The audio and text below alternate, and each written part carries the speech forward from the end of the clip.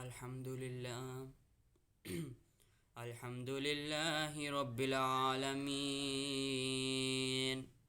والصلاة والسلام على سید الانبیاء والمرسلین اما بعد فاعوذ باللہ من الشیطان الرجیم بسم اللہ الرحمن الرحیم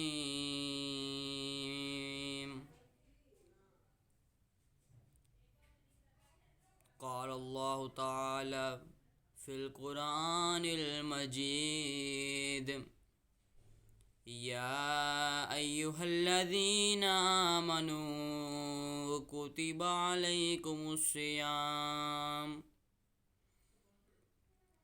كتب عليكم الصيام كما كتب على الذين من قبلكم لعلكم تتقون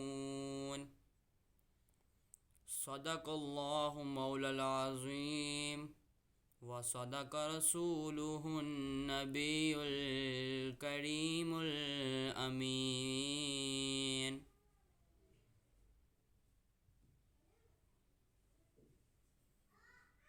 آج کا جو ہمارا موضوع رمضان یہ ایسا برکتوں والا مہینہ ہے جس کی برکتوں کے کیا ہی کہنے. چنانچہ رمضان لفظ کا مطلب کیا؟ رمضان لفظ اس کے 5 لفظ ہیں: را میم ضاد الف نون. را میم ضاد الف نون.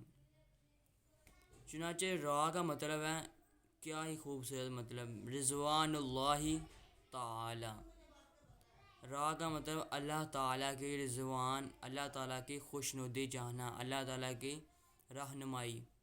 یہی وہ مہینہ ہے جس میں اللہ تعالیٰ کو راضی کرنے کا یہ خاص مہینہ ہے، جس میں اللہ تعالیٰ خوش ہوتا ہے، اللہ تعالیٰ راضی ہو جاتا ہے اپنے بندوں سے. اور دوسرا لفظ ہے میم. میم کا مطلب ہے محابۃ اللہ من الغصاۃ عن الغصاۃ. اللہ پاک گنہگاروں پر رحمت اور مہربانی فرمایا.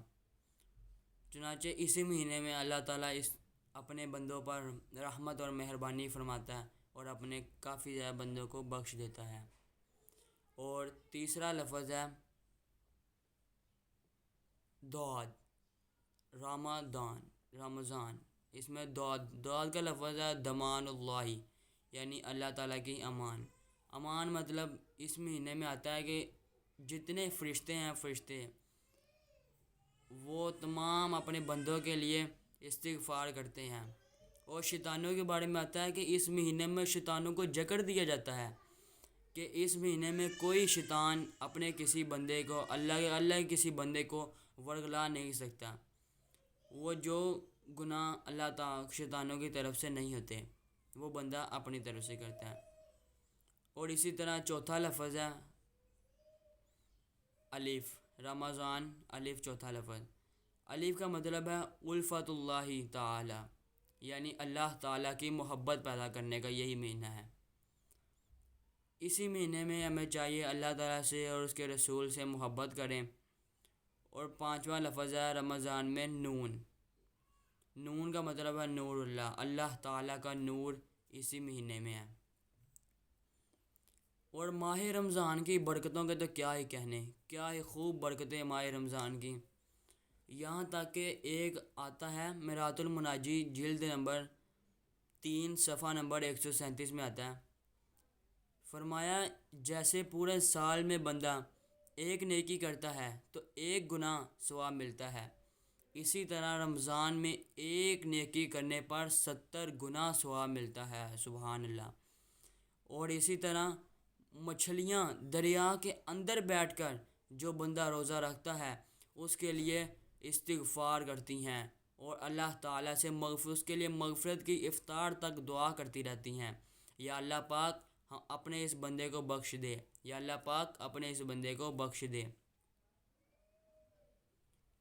چنانچہ آپ کو یہ بھی معلوم ہوگا کہ تمام آسمانی کتابیں، قرآن مجید ہو گیا، تورات ہو گئی، زبور ہو گیا، انجیل ہو گیا، یہ تمام کتابیں اسی ماہ رمضان میں نازل ہوئی ہیں۔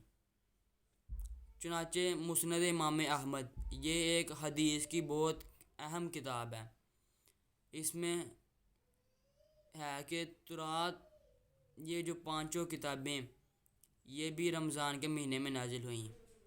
تورات رمضان کے 7ویں دن 7 تاریخ کو تورات نازل ہوئی۔ اسی طرح انجیل 14 تاریخ کو نازل ہوئی، اور قرآن زبور 6 تاریخ کو نازل ہوئی۔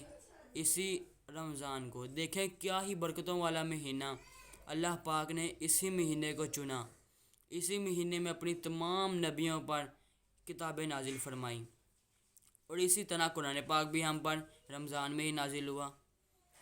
چنانچہ پارہ نمبر 2 سورۃ بقرہ 185 آیت نمبر: شہر رمضان الذی انزل فیہ القرآن، ہم نے نازل کیا رمضان میں ہی قرآن پاک، شہر اسی مہینے میں، انزل فیہ القرآن ہم نے نازل کیا قرآن پاک کو۔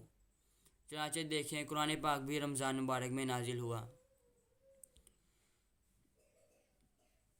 اور اس کی برکتوں کے کیا ہی کہنے۔ ہمیں اللہ تعالی ہم سب کو اس رمضان کی برکتیں خوب خوب لوٹنے کی توفیق عطا فرمائے، اور ہم سب کو اس میں روزے رکھنے کی توفیق عطا فرمائے، تمام 30 کے 30 روزے رکھنے کی اللہ پاک توفیق عطا فرمائے۔ اور تراویح کی نماز بھی ادا کی جاتی ہے، اللہ تعالیٰ اس میں بھی تمام 20 کی 20 رکعتیں پورا 30 دن پڑھنے کی توفیق عطا فرمائے، بجاہ نبی الامین صلی اللہ تعالی علیہ وسلم۔